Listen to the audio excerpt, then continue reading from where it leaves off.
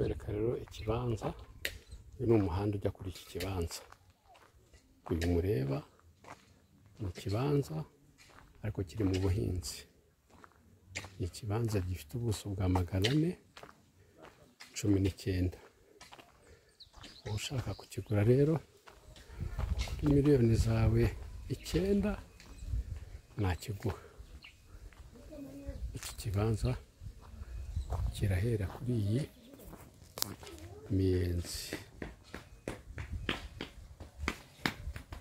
Iyi miyenzi ureba, iyi miyenzi nirwo rubibi,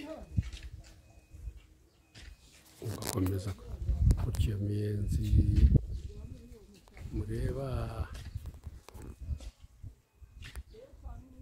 Iyi miyenzi nirwo rubibi n'ubu butaka bwose rero.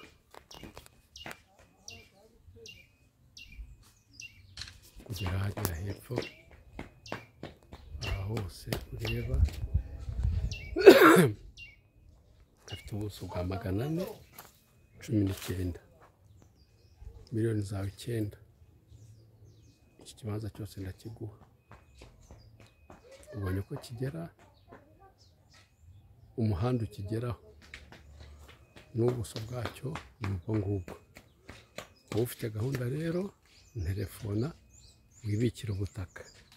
Mu minsi mikeya kuri master plan haraba hagiye mu miturire muri uyu murenge wa Mageragere,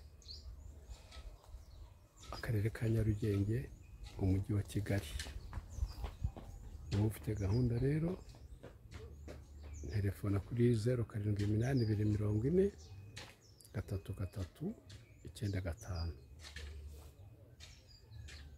Mugira umunsi mwiza. Tugira amazu akodeshwa, tukagira amapartema, yewe n'amamodoka uyashatse twayakubonera. Ukore subscribe kuri channel yacu kugira ngo ujye urushaho kubona imari twashyizeho. Mugire umunsi mwiza, mugira amahoro y'Imana. Mwakibonye urundi rubibi nguru, ni urubibi rwayo. Iyi miyenzi rero ni urubibi. Umuhanda rero ukijyaho nawe uberetse nguyu. Uyu ni umuhanda ujya kuri iki kibanza.